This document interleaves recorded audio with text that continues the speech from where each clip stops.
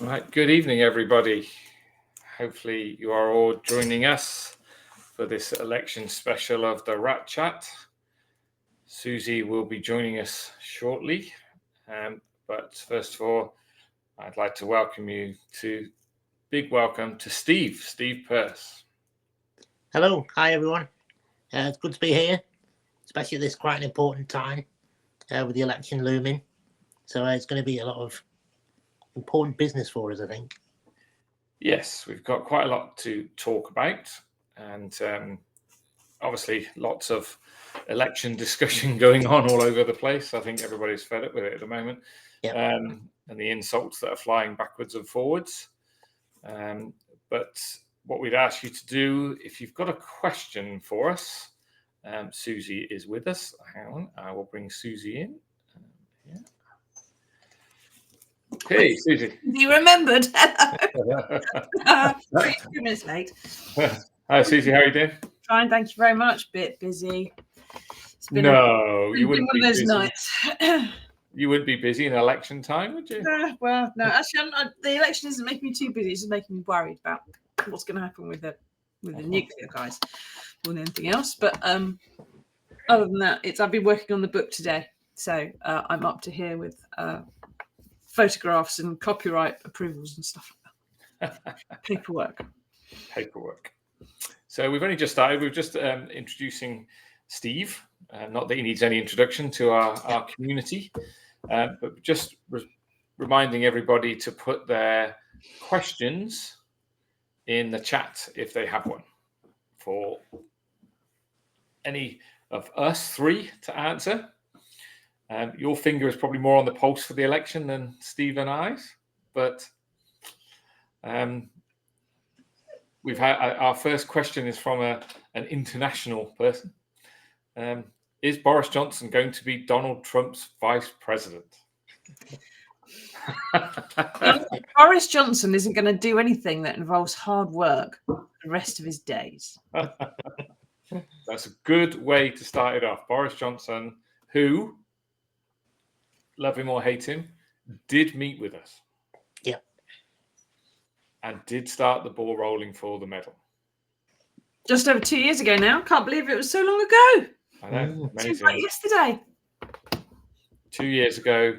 And yeah, he kept his promise to us. So while we're talking about promises, let's talk about our front runners. Should we call them front runners? Can we call Rishi Sunak a front runner anymore? No. Well, there's only two contenders, aren't there, really, to form the next government, and only one of them is 20 points ahead of the other one. So things can still go wrong. Things can still explode. People can still change their mind. There's a poll out today which has showed it narrowing slightly, so that it's only 19 points. And a few points have been knocked off Reform. But it looks like what will happen is that the Tory route might not be as bad as some of the worst predictions. I'm very much hoping that Sir John Hayes, who's one of our supporters in Parliament and has a 30,000 seat majority, is one of the safest in the country. I'm very much hopeful that South Holland and the Deeping sees fit to return him. And you know, the rest, there'll be an awful lot of red and yellow and a few greens maybe in some places. So let's talk about our two main contenders. And Steve, you put a message out to our current Prime Minister asking him for a response because he has ducked us 12 times since coming to announce the medal and promising in person to one of our veterans and a descendant that he would meet with us. He has said for the last, 18, 19 months that he is too busy to meet with us. Did you get any response to what we put out to your message? Not a sausage. Nothing. And the hope was that coming to potentially the end of his prime ministerialship, that he would go out and at least go out on a small high with a little bit of positivity, but I guess not. I guess he's still too busy. But it was just a reminder of kind of what he promised and what he hasn't delivered. Mm-hmm. So he was, though, again, to add to that, he was, Rishi was asked a question. He only gets, each media outlet is only allowed to ask one question of the Prime Minister per 24 hours. That's how it's sort of set up. So the Mirror was able to ask one question finally. I think they had banned us for a bit, but they were able to ask Rishi one question today. And Sophie Huskisson asked him what his biggest regret in office was, and also what he was most proud of. And he refused to answer the question. Wow. At all. He didn't want to talk about anything past, retrospective, because that's just a quagmire, isn't it? Let's stay out of that. Yeah. So he wants to talk about what's happening in the future. So he didn't ask the question, but I suppose if he ever did, and if he actually remembered ever doing it, perhaps the medal would have been one of the things that would be on his short list of things to be proud of, even though it wasn't entirely his doing. He got to announce it, so he got to put his stamp on it in some way or another. And for us, he has gone back on his promise. A personal promise to one of our veterans and the descendant at that medal ceremony to meet with us. Yes, I will definitely meet with you and your representatives. And he hasn't. Pushing it down to Johnny Mercer and other departments saying, well, you're dealing with the OVA, therefore I don't want to deal with you, was basically our letter.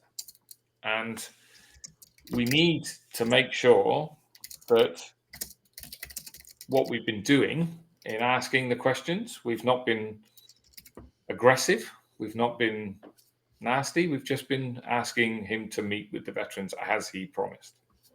Can I say something there? Yes, of course. I've got a confession to make. Sometimes every time I write a story, I send it in to the Downing Street Director of Communications because I've got their number. Right, and this is the person who, when Rishi Sunak was running to be leader up against Liz Truss, I had a number for her, and I asked both Liz and Rishi, because this is when we didn't have the medal yet, and I said to both their teams, will you continue to support a medal if you become Prime Minister? Because Boris had left, didn't he? Just like about 2 weeks after we'd been speaking. Oh, no, what? I said to both their teams, will you support a medal? And anything else you want to say? And Rishi's bod got back to me and said, yes, we'll continue to support the medal. Plus, they said, they unasked for, and I didn't seek it, they gave me a comment saying that he would also support a police investigation into whether or not service of the test constituted a crime against servicemen. Didn't totally unbidden, but I thought, thank you very much. That's quite handy. So every time we've had a story, I've thrown it at them.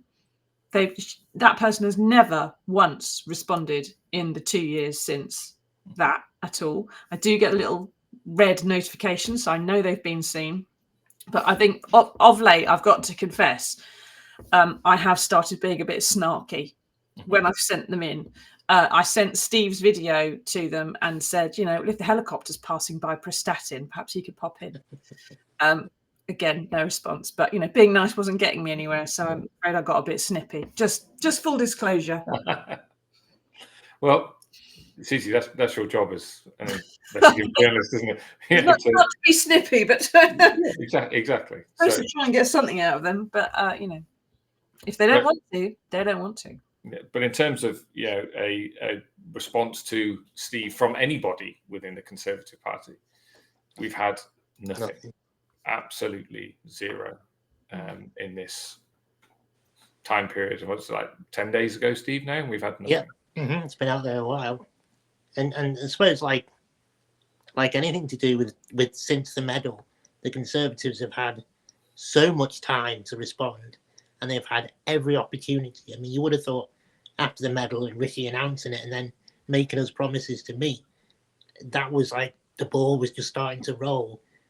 The chance was there to pick up and run with it, but he just hasn't. They've just completely let it go. And it's kind of a bit of a kick in the teeth. It's a bit surprising as well because, Johnny Mercer made a big thing about supporting the medal eventually. And once Boris said he wanted one. And he's very big on promoting, you know, what he's done to improve voices of veterans being heard, and how they're trying to Americanize, if that's a word, the veterans offering in the UK. And he was on Twitter this afternoon with a video saying how much he'd done to, you know, have veterans' voices heard and so on. But as someone pointed out, he'd done absolutely nothing to make nuclear veterans' voices heard. I mean, you could say, if you wanted to, that you know, the medal was entirely Johnny Mercer and nobody else. But even that's not your voices being heard. That's not amplifying your needs or settling any issues. Even if you want to say that radiation's got nothing to do with it, there's still a massive issue with recognition and being ignored, and the value of what's been done not being recognized. And that hasn't changed. And it's also free, right? That kind of thing is not expensive. Mercer hasn't got a big budget, but it's a simple thing to do, just to invite people to be part of something. And as you were, Alan, when the medal was being discussed, invited to meetings with civil servants regularly and discussing this, that, and the other before the medal got handed out, and then all that stuff just stopped. Just stopped. Job done. And while we're talking about the US, and we've got Greg here saying, thanks for all the hard work you do for veterans. He's an American atomic veteran. And he believes the government should be accountable for what they've done to us and the people of the lands they ruined. You know, this is a worldwide thing. And, you know, Britain, as you were right, Susie, say we should follow the US model. And we're just not when it comes to nuclear test veterans at all. We don't follow the US model at all. You know, when I wrote to him and explained the RECA program to people, because I know it has lapsed at the moment, but at the time I was explaining the RECA program to a veterans minister who did not even understand what the RECA program was, had no idea. So if you are the veterans minister with the nuclear veterans in mind, you would know what the RECA program is. Well, if nuclear veterans were on your list of things to worry about, but only then. If they're not on these things to worry about, you're not going to be looking into any of this stuff, are you? What's happening with the RECA program? Because I've seen lots of stuff, and I shared some of it on the Justice for Nuclear Veterans page today, I think, that obviously the RECA programs was supposed to be extended. It was extended by Joe Biden. Then it kind of hit a deadline and it's collapsed a bit. And there's lots of talk about whether or not it's going to go through and get restarted again, and whether it's going to be expanded to more of the downwinders as well. So, you know, Alan, where are we on that? So it expired. The deadline expired. There was a 2-year extension that took it to June 2024. And in June 2024, there was lots of pressure put on by the National Association of Atomic Veterans and other organizations like the Downwinders, Tina Cordova, Downwinders, to extend the program. And for the American, there is a House and a Senate, a bit like our Lords and Commons, best way to describe it. And an extension went through the House and got voted through. But when it came to the Senate, the Speaker at the Senate would not put that bill up for them to be discussed. So it lapsed. So that's it. It's lapsed. The 2-year extension that Joe Biden signed lapsed. So they are trying to put it back in place and put that legislation back in place. But now it's more difficult because the original legislation has lapsed. So now you've got to change the legislation to get that legislation back in again, whereas it could have just been an easy expansion, because it's missing lots of people. It's missing the downwinders, and it's missing lots of other people that have been affected by the testing program. So it was a great program, but it needed this expansion. But the Senate did not vote it through. It never even came up for discussion on the floor as a bill. And it's part of the reason for that, because the expansion involves a much, much bigger price tag. I mean, I think RECA program up to now, you and I looked at it, Alan, it cost about 2 billion. I saw some figures today saying that the expanded, or what it should cost, is about 50 billion. And presumably there isn't the cash in the pot to pay for it. Yeah, there's lots of discussions internally about whether or not it should be put onto another act, like the PACT Act, which was another thing that went through. And Keith Kiefer from the National Association of Atomic Veterans knows an awful lot more about this, because he's been campaigning massively for this. But this expansion would have been another step along the way to expand it. But they were worried about cost, big time about cost. And they were not worried about the actual program itself because it's been running for years and years and years and years, but just the expansion. Some people were against the expansion. Some people just wanted it extended as it was, but because they couldn't agree, it just stopped. So Keith will put me right on this because I know he's listening to this. Say if it is wrong, he will put me right. But this RECA program was something that had been running, as you said, since the 80s into the 90s. $2 billion paid out. The UK, as we know, nothing, absolutely nothing. I'm a bit worried about the collapse of the RECA thing because it's one of the things that we've been pointing out to front benchers of both parties for the past couple of years, and ways in which Britain could have a similar type of restitution, if you like, or system for people in order to recognise those who've got more radiogenic conditions than others. I know that among the veterans there are a small number who say, well, I'm very lucky and I haven't had any problems with myself and my family, and I don't want to take attention or possible compensation away from others. And there are others who've been very badly affected and who do feel the need for some financial support as well as a result. So if there was a RECA Act type thing in this country, it would enable that differential to kind of be recognised, so that someone who's had less problems would maybe get a very basic pension, and someone who's got more conditions could get a multiplier for that.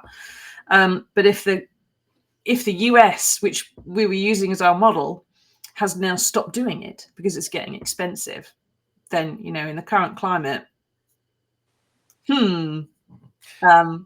And I don't necessarily think that was the main reason that it was expensive. It was one of the factors, but there was lots of, again, internal discussion and internal arguments as to whether this should go through in its current form.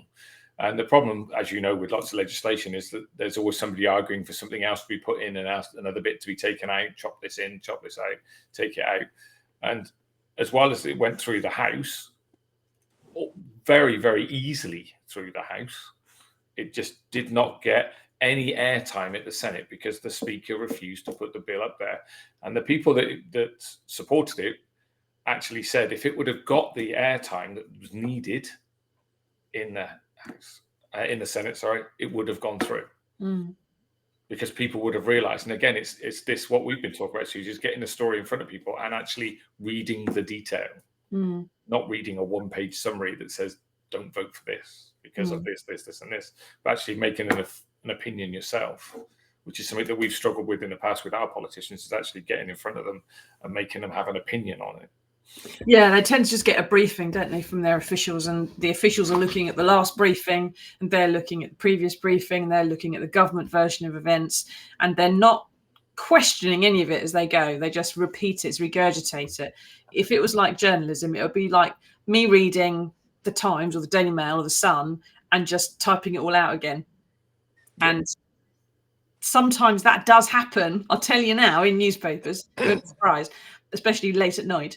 But it's not the way to make sure that you've got it right. And if someone at the start's got it wrong, then everyone's going to be getting sued for libel. So you have to go back and check it and check it and check it.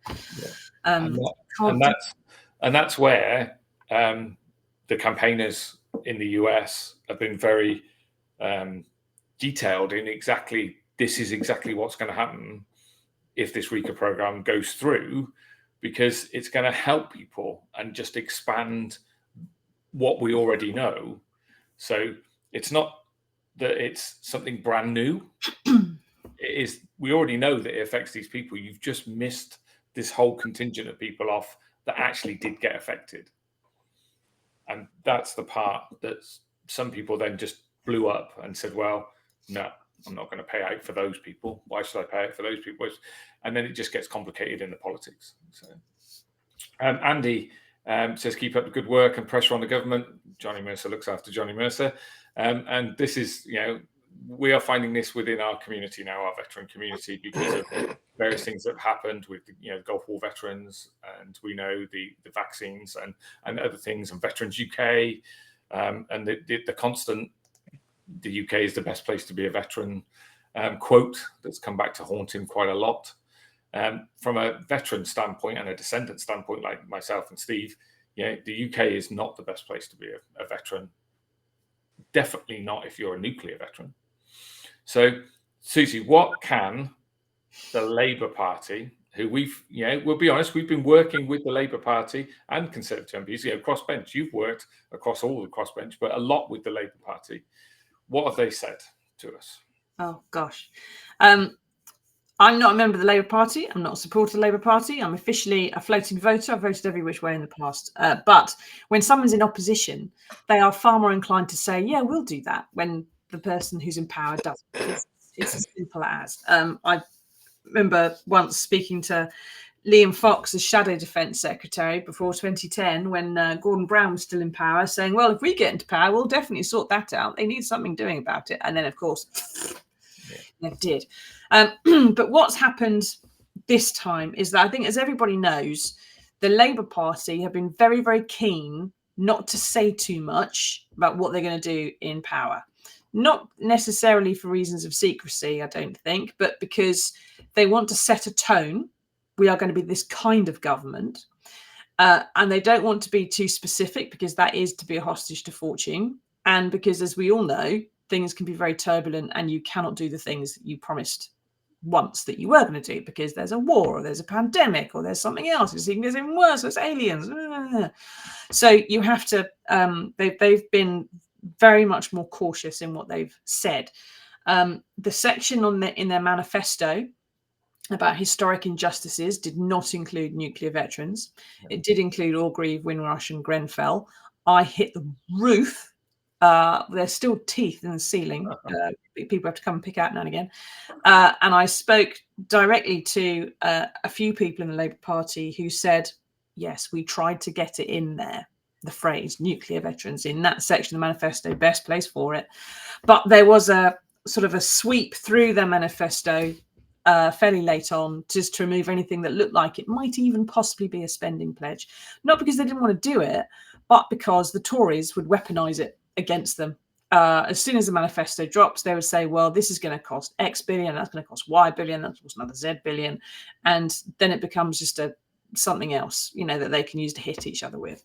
And so in order to avoid that, they didn't present what they called a shopping list. They wanted to present a story about what kind of government they were going to be, not a shopping list of all the things they wanted. Yeah, I get that, but it's also quite annoying. And you could have said it, and I would have not been chewing the light bulb if you had. But the fact that they didn't do it, and I registered some discontent on your behalf, did mean that I was getting feedback going, well, the press office is going, we ought to do something about this. And they did come back with a very strong line. And I had a message from someone on the front bench. I'm not going to tell you who, but a front bencher who is going to have a very influential job in the next government, who said, and this is a quote, the nuclear veterans have our backing and we will have their backs if we win. Make of that what you will. It's vague, but it's also quite strong.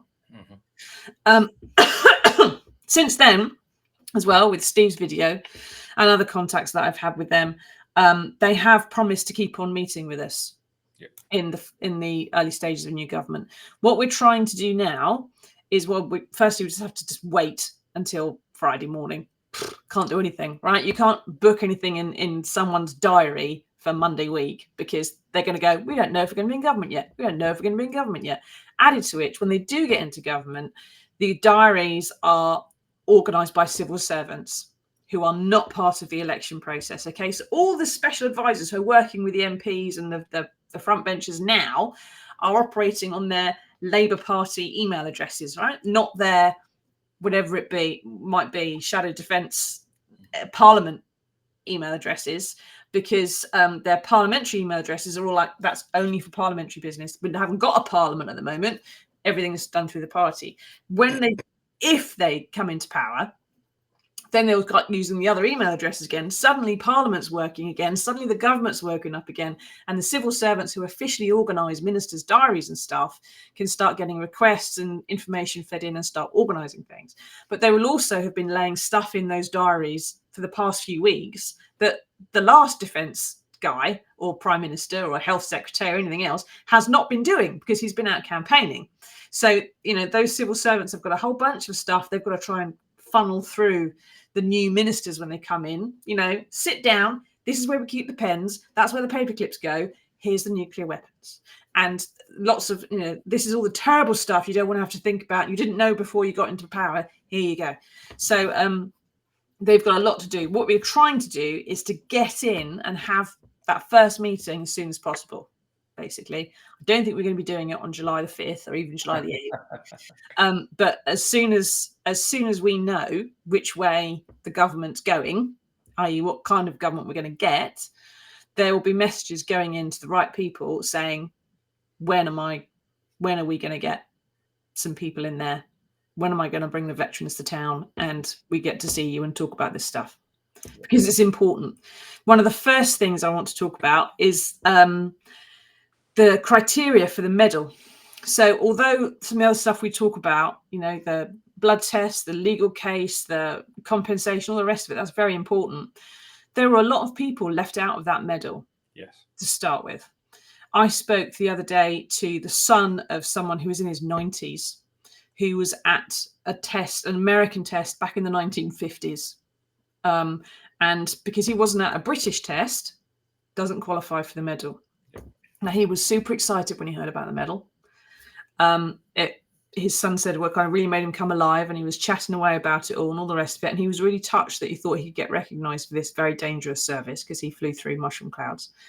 And they went off and applied, and they sent back a very snotty, bureaucratic, some of the people watching know exactly what the refusals look like, pretty foul.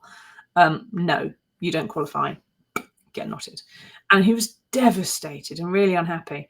When the medal first came out, the criteria first came out, I spoke to John Healey, the Shadow Defence Secretary, and explained to him there are a number of people who weren't qualifying under this criteria. I also spoke to Johnny Mercer about the same thing and tried to ensure that they did get in the criteria.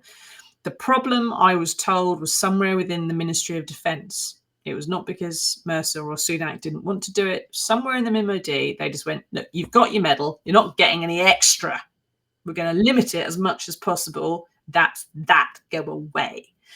So we couldn't make the criteria what it should have been.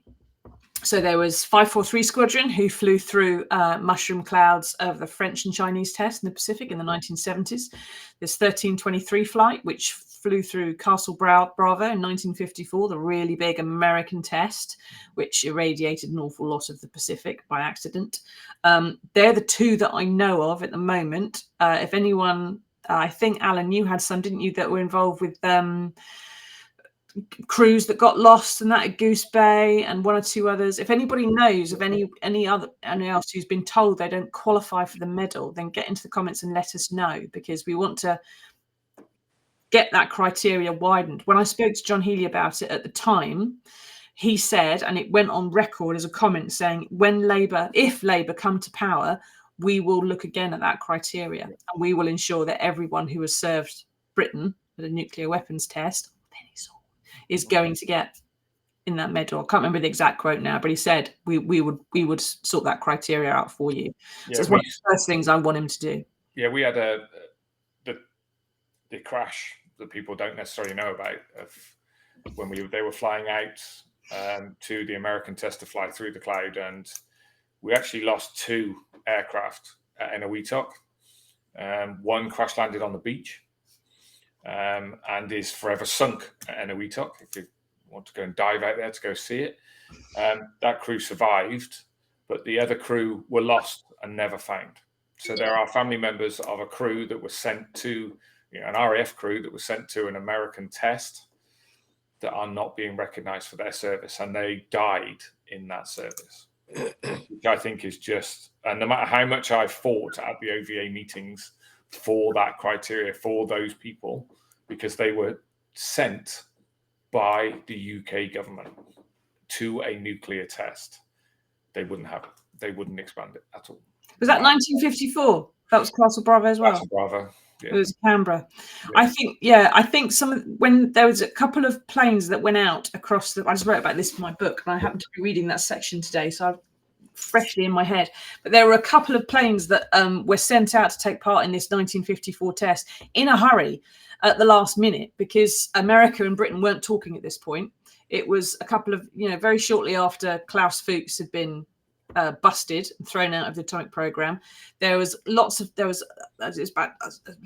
years after the McMahon Act, which stopped America sharing its nuclear secrets with the rest of the world, because thank God there were double agents in the end. Otherwise, there wouldn't have been a balance between world powers. There would just have been America as the only nuclear power on Earth. And as a result of this, somehow or another, Churchill and whoever it was in the States at the time managed to finally agree that, all right, you can send a couple of guys, because by that point, we'd detonated our own atomic weapon, Hurricane, in 52. We'd done it again at Totem in 53, twice. We plainly knew how to do it. The Americans realised that they weren't withholding vital information from us if they let us go, but they could actually help us planning our future weapons and development if they let us take some samples. Plus, we'd be exposing our guys to get their records. Yeah. Nice, right? And there would be a degree of cooperation would return, and that they'd then have an ally, a nuclear ally, which would be handy as Soviet Union, was starting to explode their own. So these guys got sent out at the last minute. Sorry, this is going on. But I think at some of the heights they were operating at, the dials froze and some of the instruments just stopped working. And they couldn't find the radar beacons they were heading for anymore, radio beacons they were heading for. And the problem was, when two planes went down, neither Britain nor America wanted to tell the rescuers where they were going or why. So no one really was looking in anywhere near the right place, and no one felt like pointing it out. And in the end, they only found one crew on an atoll, which I'm not going to try and pronounce. And they only found that crew because an islander got their outrigger canoe and paddled for 100 miles to the nearest US Coast Guard station with a note saying, "We've landed, come and get us." And then they found the Canberra, which was the wing number WH697, I think. Told you I read it today. And they stripped her of parts because she couldn't take off again. The salt water corroded her. Yeah. They stripped her of parts, including the engine and the rudder, and they towed her out over the reef and sank her at sea. Correct. That's right. Yeah. And she's still there. And that second crew, the plane has never been found. No. So they are missing in action, and a family who could get a medal are being denied that medal and that right for their grandfather's service, dying in action. I mean, I think the UK's best place to be a veteran. Try talking to those families, Mr. Mercer, and ask them why they're not. It's definitely not.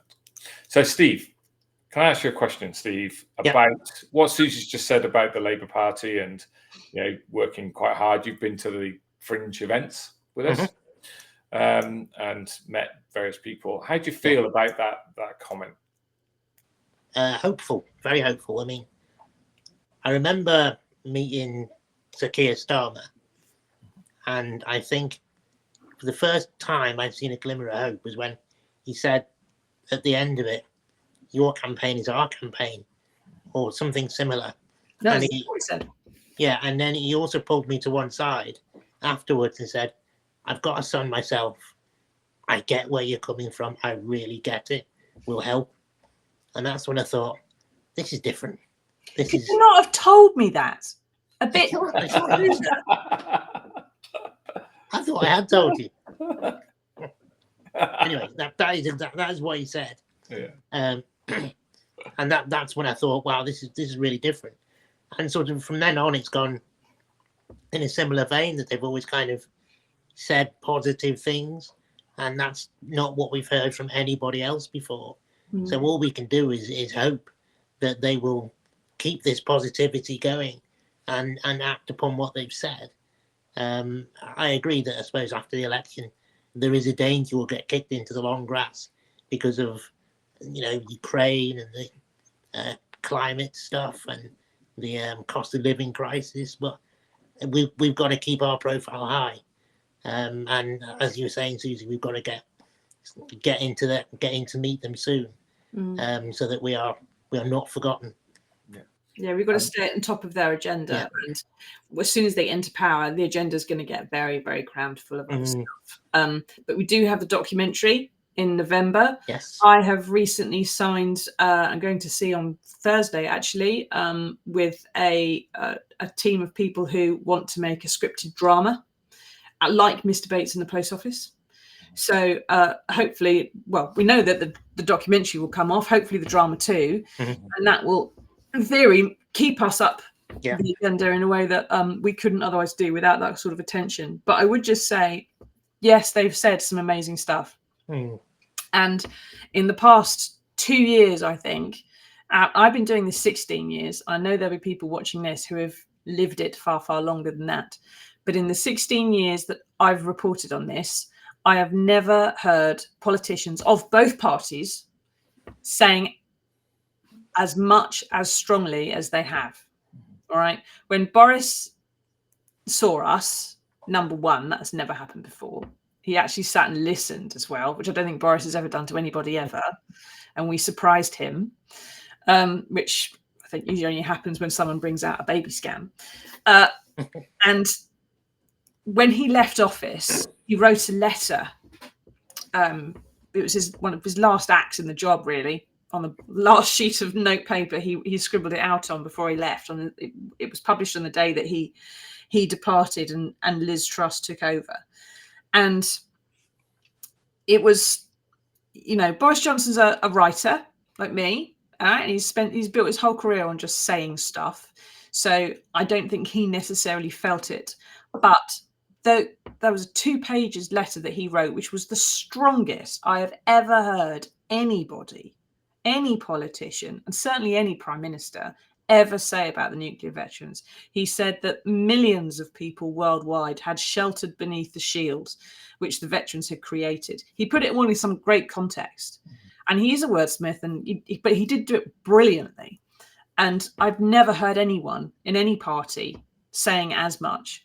When we went to see Keir Starmer, before we opened our mails, before I started asking questions, before you guys started speaking to him, he just announced to the room straight off, he was already in there. We walked in, shake hands, sit down, and he just went off and said, right, we're gonna sort this. How you were treated was absolutely appalling. We're gonna do our best to help you. The medal is the very least that you deserve. Yeah. And I was taken aback by how strong it was, what he was saying, considering the man's reputation for being a bit watery and a bit vague and all the rest of it. I was surprised, pleasantly so. And since then, what we've heard from all parties, from Liz Truss and Rishi Sunak when they're running for leadership, from Keir Starmer and John Healey and Rebecca Long-Bailey, and from Rachel Hopkins when she was Shadow Veterans Minister, and Steve McCabe, who is now Shadow Veterans Minister, I've never heard them say stuff as strong as they are now saying. But it is still just words. Yeah. And they are still just saying stuff. When they get the levers of power is when you judge if they're going to actually do stuff. And that's the important bit. Yeah, I mean, I've spoken to a lot of veterans over the last couple of weeks saying, we've been here before with both Labour and Conservative governments. It's not, Tony Blair promised, quite a lot, did absolutely nothing. And I'm explaining to them that this time, the medal was a big breakthrough for us. Whether people wanted it or not, it still was a big breakthrough because it was the first time that they are officially recognising the veterans for their service. And that's moved the agenda on. What we've been doing with documentation and the information that you've uncovered and we've uncovered is changing the way that people are looking at this story. The scandals that have gone before, the post office scandal and the infected blood scandals, people are now thinking, actually, these government departments don't tell the truth. They cover things up. And this is just another cover up. And we need to touch on it, Susie, in the hour. We've got 20 minutes left only already. That's amazing. About the court case. Yeah. That's running alongside this as well. So if we can give people an update on the court case. But we are now, I feel, this is 13 years for me, in a much stronger position than we've ever been before. We are seen as an organisation that is pushing for recognition, but we are not treated as conspiracy theorists. We have hard evidence backed with great documentation, backed by details of exactly what has happened at these tests and what has been covered up. We're not just saying everybody has been irradiated and everybody's got this. We are actually backing it with documentation that people can't hide behind anymore. Because the 150 files that you got out, you look through those files. There's evidence in those files, as you know, that we've looked through that supports the case, that supports what we're saying. And these ministers cannot hide behind it anymore. They can't just take what the MOD says them on a summary document as we started this off. This is our stance. Because we know we've seen that summary document for the blood tests. If anybody asks, we didn't take any blood tests. Yeah. We've proven over and over again, very recently, to the people who are going to be in the MOD at the end of this week, that the MOD lies on this issue. But the MOD says it doesn't have stuff and doesn't know about anything. And then you find it and you go, oh, that bit. Yeah, well, we've got that. So they know what they're dealing with. Whether that is intentional conspiracy, I don't know. Whether it is just institutional inability to question themselves, I think there's a big chunk of that going on.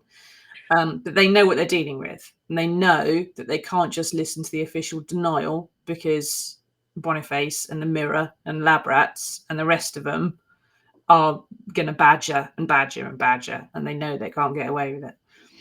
So Steve asked a good question there, actually, while we're talking about this, because this is one of our asks from the court case. Is for a public inquiry, a fast-track inquiry, a year-long inquiry. When Keir Starmer is PM, can he call a full public inquiry, or will it have to go through Parliament? He can call it. Defence Secretary can order it. Part of the things that happen, I think, with a statutory public inquiry is it has to happen under the control of a particular department. I would argue about the MOD having control of a public inquiry into this particular issue. But arguably, it's got to be a party to it, because it's the one with all the records, right? And it's the one with the questions to answer. So whether you would have a public inquiry that would be under the control of, say, the Cabinet Office, which is sort of the Prime Minister's central hub of government, whether it's something like the Department of Health, I don't know. But no, it shouldn't have to require going through Parliament, unless, of course, it doesn't happen and we have to get our supporters in Parliament to start badgering Keir Starmer for it at Prime Minister's questions. Now, one of the things, before we get onto the court case, one of the things that most people will have heard in the past week is all the threats and worry and concern about what a big Labour majority would mean. The idea that if you have a big Labour majority, that basically Keir Starmer is God and no one can stop him doing whatever the hell he wants. And number one, I don't have a problem with Keir Starmer doing whatever he wants, because I don't think he's going to scare any pigeons with it, all right? I just think he's going to be all right. The other thing is that actually, if you have a massive Labour majority, Keir Starmer has more headaches with party management. So when Boris Johnson won an 80-seat majority, he was able to give an awful lot of his MPs a job in government of some sort, right? Not just ministers and under ministers, but under secretaries of state and whips and all of the. And once you have, 100 or so, 120 of your MPs reliant upon you for a bit of extra balance or for a bit of extra authority, they vote with you, right? You're guaranteed. So that's why it took longer to erode that 80-seat majority, even though he was really chaotic and couldn't control his party. The ones who tended to keep rebelling against Boris Johnson and Liz Truss and Rishi Sunak are the ones who aren't in government jobs.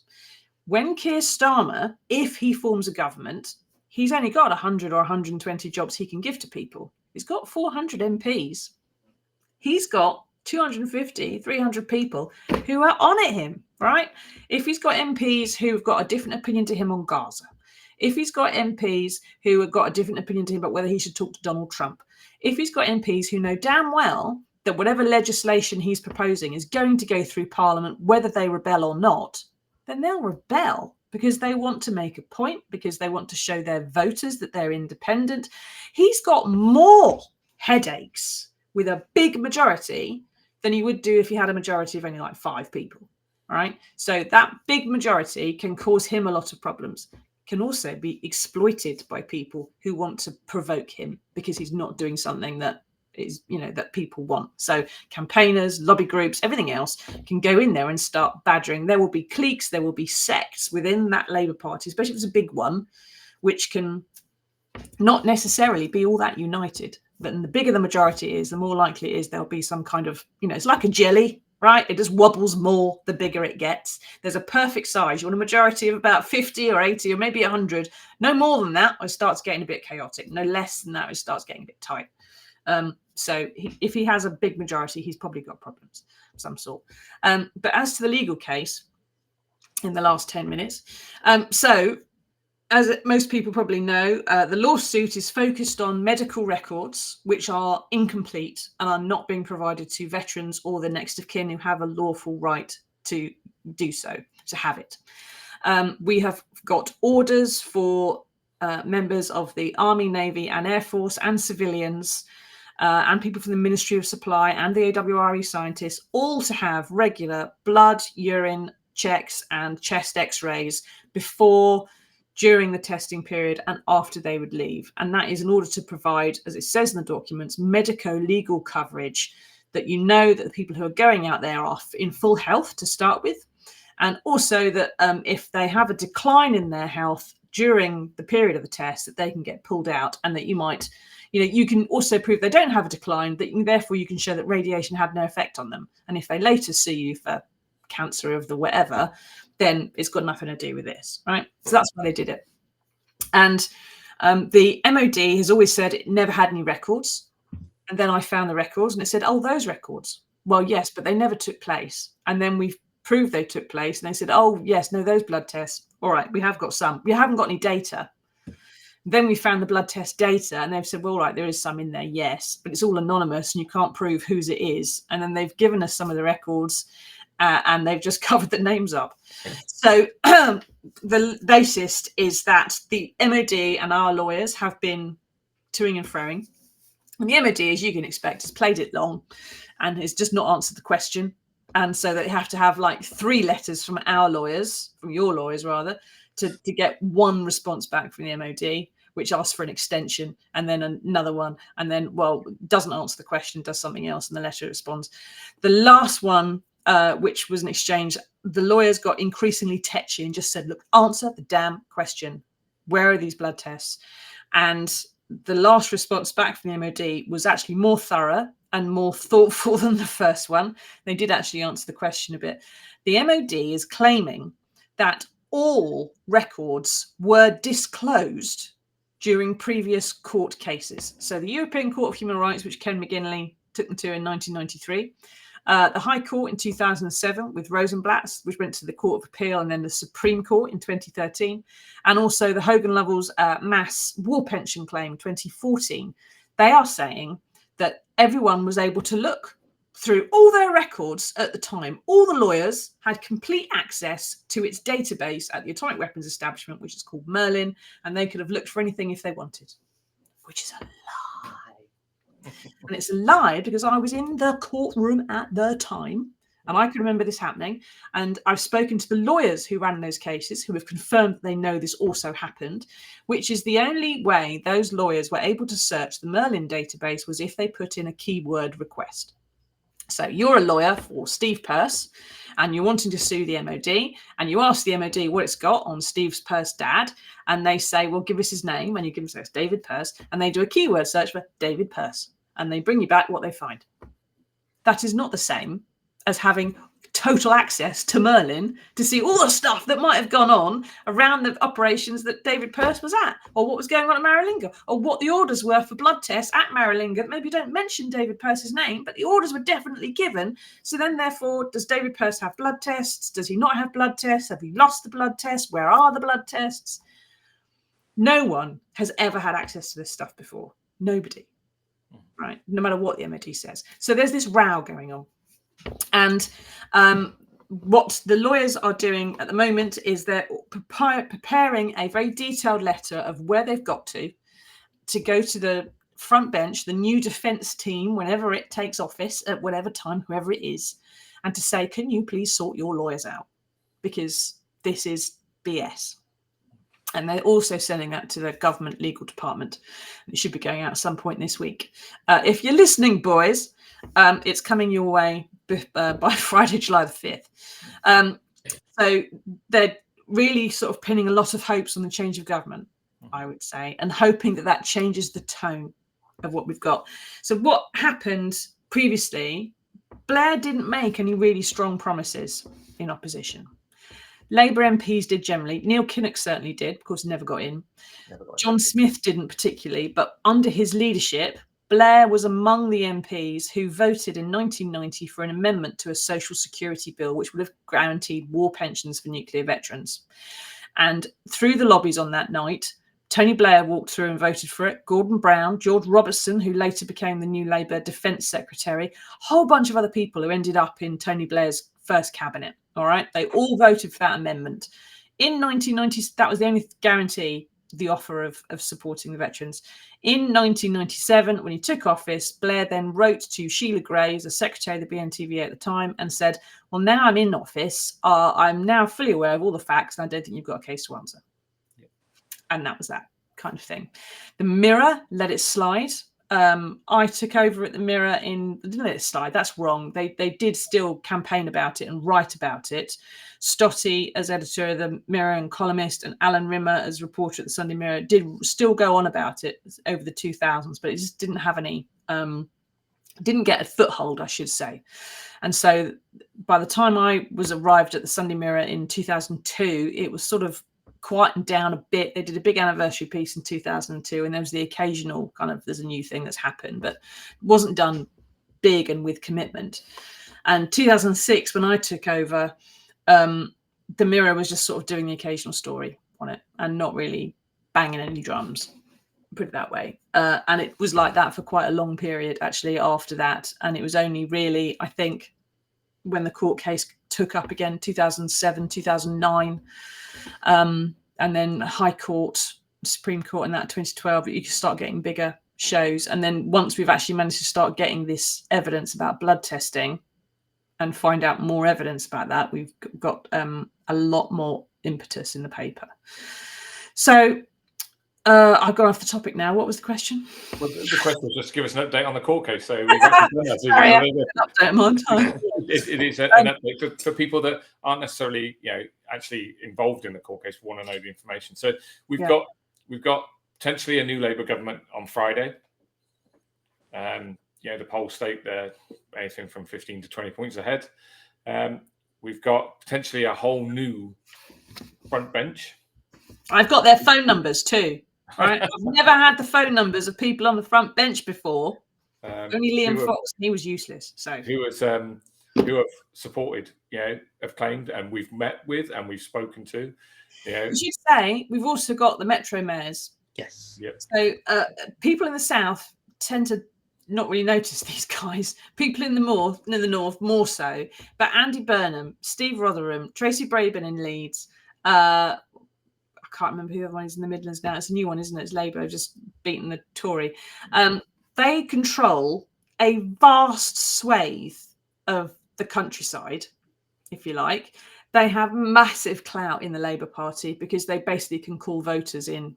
And, if you think Steve Rotherham's doing well in Liverpool, you will vote Labour. And if you think he's doing badly, you will not vote Labour. So whether they support the leadership or not makes a huge difference. And we've got their 100% full-throated support. They're far more publicly enthusiastic because they can be, right? It's not their bill, is it? But they can be more enthusiastic than the main leadership have been. And I think that is going to give us even more clout than we probably realise at this stage. And Steve, you're our Hillsborough Law representative. And that is something that Keir Starmer has promised to put in place at Hillsborough Law. I was going to mention that they are quite a powerful ally now, the whole of the Hillsborough Law group, because they're getting quite a lot of publicity, and we get mentioned pretty much in most of their publicity. So even, for example, when the infected blood press conference happened, Jason Evans, the main complainant, actually mentioned nuclear test veterans in the press conference. So we get mentioned in their tweets, in their emails. So it is a very, very powerful ally to have on side. And as you say, Andy Burnham is a big voice in that, and Steve Rotherham. So yeah, that's really we haven't had that before, certainly with new government. So we've got all those changes, plus we've got this powerful ally as well. Even if the Labour Party decided inexplicably to say, piss off nuclear veterans to us on Friday, right, which could in theory happen, they cannot do that to the Hillsborough Law. No. They cannot do that to laws about a public advocate. No. They cannot do that to a number of other campaigns for justice, whether it's Post Office, Windrush, Grenfell, and Orgreave and all the others, which you are, I keep saying you are all attached to very, very firmly. And so they can't keep you out of the BBC documentary and off screens. They cannot keep you out of Parliament in a way, because when there is a Hillsborough Law and a public advocate bill going through, that is something which is going to benefit nuclear veterans. Yeah. And now we've built this team, over since the Look Me in the Eye campaign, really. So that's probably, when I wrote to you and said we need to do something different, what can we do? And you came up with the Look Me in the Eye campaign. Really, we've built this team from there that is expanded with these advocates now around us as well, with a lot of more support on Twitter as well, social media from a lot of the other veterans organisations, the Gulf War veterans, the horrible vaccinations that they got, and they're seeing, the MOD is seeing this building, that it's us, but with all these other people as well that are screaming. They've seen the scandals happen, the Post Office scandal and the Evicted Blood and what's happened to them. And do you think, and we're in the last sort of couple of minutes, but do you think we've got now over 670 people watching this? This is our highest one than whatever, live watching. So what do you think? I'm going to ask you to put your crystal ball on the table. Obviously, we've got hopes. But what do you think realistically is going to happen? I'm going to ask the same question to Steve as well. Oh, you're asking me. In newspaper trade, this is called crystal bollocksing for a reason. I think we'll get somewhere. I think we'll get further than we've ever got before. And I think there will come a point where we have to ask ourselves if it's far enough. Yep. I'm not sure that it will be for everybody, but I think we'll get a long way over the line. And then we have to work out where we go next. My big fear, and maybe it shouldn't be a fear, but my big fear is that we'll get something, whether it's war pensions or compensation or apology or combination or something like that, but it will be conditional on us not getting the full truth. Right. That we would, I don't know this, no one said it, it's just my personal anxiety at 3 a.m, that I think they'd say, well, yes, you can have your apology, you can have whatever. There are no blood tests. And we're expected to believe that. Yeah. And therefore there isn't the research, therefore there isn't extra data. And I can see maybe there is some reasons of national security behind some of that, if that's the case. If there are blood tests which exist, which show men at Christmas Island who were 20 miles away from a blast had changes to their blood, then Aldermaston's safety zone, which is about 7 miles, would expand to include Ascot, Windsor Castle, a whole bunch of other very expensive places. And it may well, and never mind every other nuclear power plant, the safety zones have to increase, the compensation has to multiply. I don't know that that's what's going on, but I can see perhaps possibly that might be a sticking point for us. And I worry that at some point, all the veterans will have to just cut a deal. I don't think you should have to cut a deal, but I don't know if we're ever going to find out. It has been 70 years. I don't know if we're ever going to get all of everything, but I do want people to know that everyone who's involved in this is going to try to get you as much as is superhumanly possible. And Steve, the same question to you. On Friday, we get a Labour government. So what are your realistic aims for the next 12 months? Again, like Susie, I think we will get quite far. I'm fairly optimistic that we will get some form of compensation and even perhaps get as far as push for inquiry. My only concern is often people talk about nuclear test veteran compensation, that the descendants are not included because that's a massive way of saving money because there's so few veterans. But so for me, I'm quite optimistic we will get somewhere, but I've really got to keep thumping that drum that descendants are included. That's where any blood data and research would probably have the most impact. Yes. Would be for first and second generations. If that could be added to the government studies, it could be added to Rona Anderson's Brunel study, it might make things look very different than how they do now scientifically. But if we could get a version of RECA that did go to descendants as well, it was a proportion of what was payable to the original veteran, which might be a way around the big stupid bill, but who knows where we get. It's all crystal bollocksing. Yeah. Yes. And we have to wait. We have to be patient. And as you said, Susie, knocking the door, we will be knocking the door constantly, but we have to be patient. I'm not knocking it. Knock on door. We have to be patient with it. It's going to be a very busy time for a new government. Let's be honest, they're inheriting. They don't know what they're inheriting if it's a Labour government coming in. The note that from the Labour Party last time, it said, we've spent all the money. Good luck. What's the note going to be from the Conservatives to the Labour Party? It's just going to be a bag of rabid cats. It's just so. As a community listening to this, there's got lots of people listening to this now. Veterans, not just nuclear test veterans and their families, but other veterans as well. It's that my message really to them is that we are, as a community, we are still pushing extremely hard. Sometimes, weeks go by and people go, what are you doing? You're not doing anything.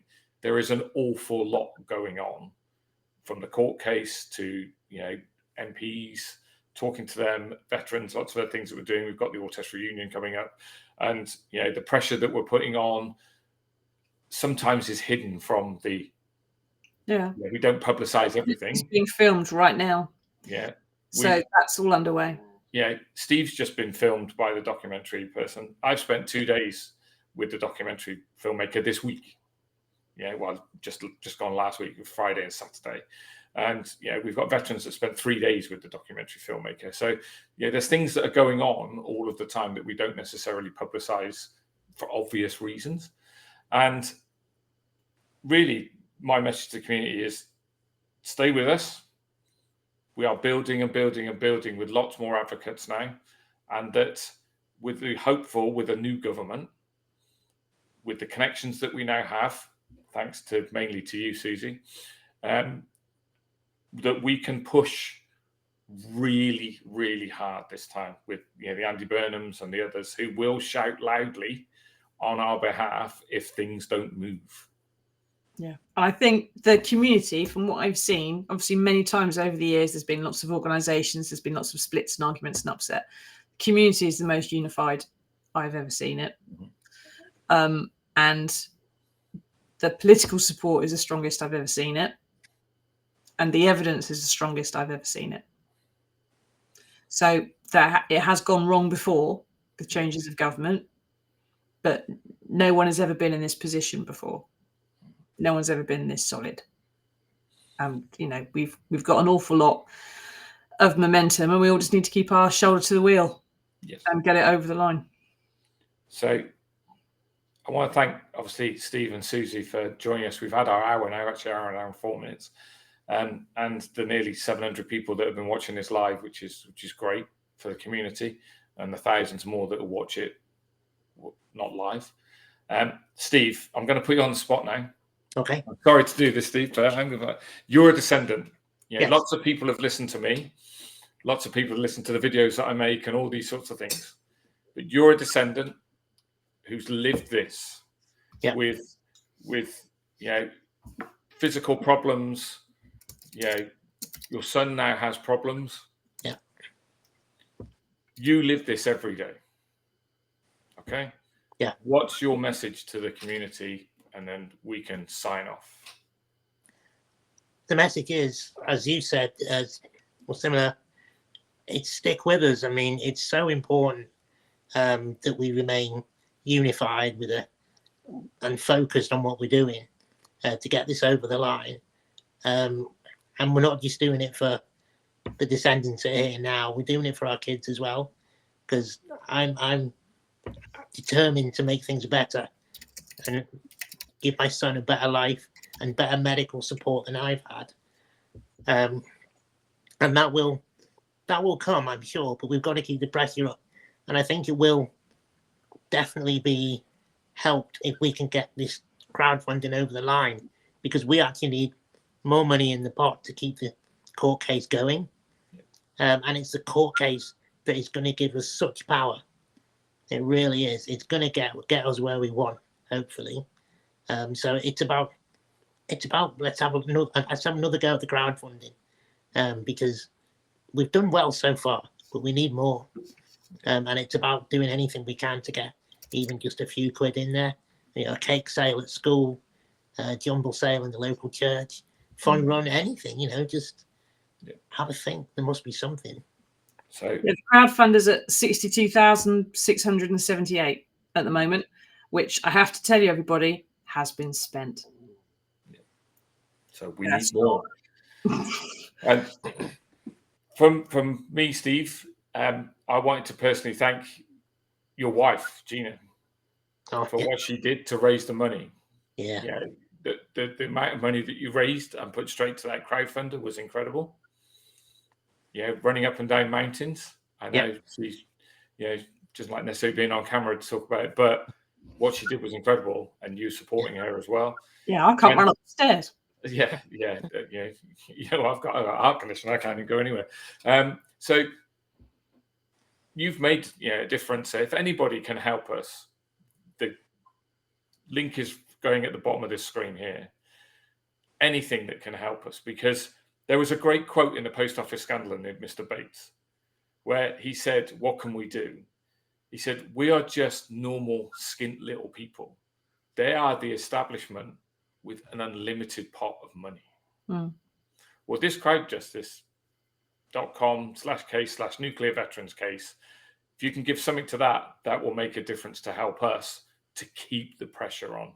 It's coming at them from all directions, and this is a big direction that we need to push it in. And it's not just fighting for people who are ill. It's not just fighting for people who are alive. It's fighting for every single person who served at the nuclear tests, every single family member, some of whom, if they died young, they didn't have children. So the people who fought for them were their parents, who have long since gone. But they still need you to help fight for them and their memories and everything that's gone. All right? Because otherwise they all died for nothing. And I don't think that would be fair or right or reasonable. The reason that we are safe today, whether you like nuclear weapons, whether you don't, the reason that we do not worry about Vladimir Putin walking in through Dover or getting upset with us for arming Ukraine is because we have nuclear weapons. And the men who gave us the fact that, my father never fought in a war. They gave me the fact that I've never experienced conflict unless I've had to go somewhere as a journalist. I've literally volunteered. None of us have been subjected to that kind of thing. And it's because of what the veterans did, whether they knew it or not at the time. And they need to have more recognition for that fact. And those who were, young lads like Billy Morris, who died of leukemia at 18, a few months after Operation Grapple, his parents fought for him when he came home. And they campaigned for him in the newspapers in 1958. They're long gone. His sister wrote me letters for years. She's passed away now. Right? He never had children. His girlfriend, who was pregnant at the time that he died, lost the baby because she was so stressed. So Billy Morris and everything that happened to him will just mean nothing. And he's only one of thousands who could tell the same story. So although you may feel it's not something that has affected your family particularly, or that you think that getting involved in the case would somehow water down everybody else's, it doesn't, by the way. Everybody has a right to join this case, whether you're affected, whether you're not affected, whether you had a blood test, whether you didn't have a blood test. All right, because if they don't have the blood test, it's negligent. If they have the blood test and hid them, it's negligent and illegal. If they have the blood test and lost them, it's negligent. If they never took the blood test, it's negligent. No matter what, there's a case. And if there's a case, then you don't have to prove your health case, Anthony. So Anthony Wilson's just said, in the first place, you have to prove your health case. Not I was there, so it must have been. I don't know if you're talking about the medal or the war pensions, Anthony, but for a medal, you have to prove you were present at the tests during a particular, or not at the test, but present in the testing area between particular periods between 1952 and 1967 at Maralinga or at Christmas Island. For a war pension, you do have to prove your health, and there's a huge problem with the way those war pensions are set up, and that needs to be adjusted. But in this particular lawsuit, you don't have to prove a single damn thing. All right, it's up to the Ministry of Defence to prove that you did or didn't have a blood test, and if you did or didn't have your medical records fiddled with, and if you did or didn't still have a record that you haven't had yet, and if they are or are not unlawfully withholding it, that's all they have to prove. They're the ones who have to prove it, not you. You haven't got to prove a damn thing. So if you want to join the case, and everybody should, because everyone has a claim of some sort, every individual, everyone is ever worried. If you've ever had a moment you've gone, is this problem that I've got something to do with a nuclear test? I don't know the answer. Then you have a claim, because they should have given you full medical knowledge all the way along. And if they haven't done so, if they've withheld anything from anybody, yes, blood test was mandated, Anthony. They were ordered. We have the order. We have thousands and thousands of Air Force, Army, and Navy personnel, and civilian scientists as well. They were ordered at Maralinga and at Christmas Island. Some of them were taken, some of them weren't taken, but they were ordered. And they should all have been collected. And many, according to the documents released by the Ministry of Defence, which said they never had any information about blood tests, I've got records in there of more than 1,000 blood tests having been taken, discussed in documents in the past tense. We've done these. Do we need to do the next lot? Right? 1,000 of them. Or that's only 5% of the total. At no, not 5%, but it's not a huge amount of the total at the tests, but it shows that there would have been many, many more, and there should have been many more. And if there weren't, they owe people who didn't get tested payment for negligence. They owe people who did get tested the record, and if they can't provide the records, they owe them a payment for having lost the records. Right, so everybody has a claim, and if you want to join the case, all you've got to do is email inquiries@mccue-law.com. It's inquiries with an E at mccue-law.com. I'm sure Alan can put it in the comments so you can see it. Just say you want to join the case. Say Susie sent you, and you can sign up, and you'll get the updates about what's happening. And then you will, whenever the case comes to court or comes to a discussion or a settlement of any sort, you'll be part of it. Yeah, that's what you should do. If you go to our website, if you want to find out more about this, there's lots of people listening to this. If you want to find out more and keep up to date with this, you can go to our website, which is www.labrats.international.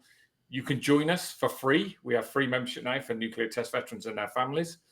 And you will get a quarterly magazine, either by email or post, sent to you that contains an update from McCue Jury Partners every quarter now. So there is an update in there. And go to the website, click on blood, and all those details that Susie's been talking about from McCue Jury and what to do and what not to do, everything are all listed in there. That's all you need to do is go to the website and click on blood. You will see all the details of what's happened and what's going through. It's so important for the community that we continue this line of action, as well as what we're doing with the nuclear test veterans in the community with our All Test Reunion. We're still supporting all of those, and Susan and Eric are still supporting those for the RECA program. But Steve's doing the Hillsborough Law. Susie's doing what she does brilliantly as ever. And we have this new government that we will be keeping pressure on. So when you think that we're all volunteers, we don't get paid. we're a small team. What we're achieving is brilliant. So if you can help in any way, give to the crowdfunder, because that is where our key lot of money needs to go. Push it into there, because that's where we need the help. Yeah, that's where you embarrass and humiliate and cause a problem. And also, if you do have a prime minister who is a former head of the Crown Prosecution Service and a barrister, it's the lawyers he's going to listen to. All right. So pay in. So right, I really have got to put my teeth in now. Thank you, Steve, and thanks, Susie. I know you've got to go and put your daughter to bed. Thank you very much for joining us, and thank you everybody for listening. If you've got any questions, put them in the chat. Susan Musselwhite will pick those up later anyway. But as always, go to our website and you can then ask us any questions and sign up. But don't forget, if you can and if you're able, click that link below, donate now, and give us some money. This is the only way we're going to win this case. Thank you very much, Susie. Thanks, Steve.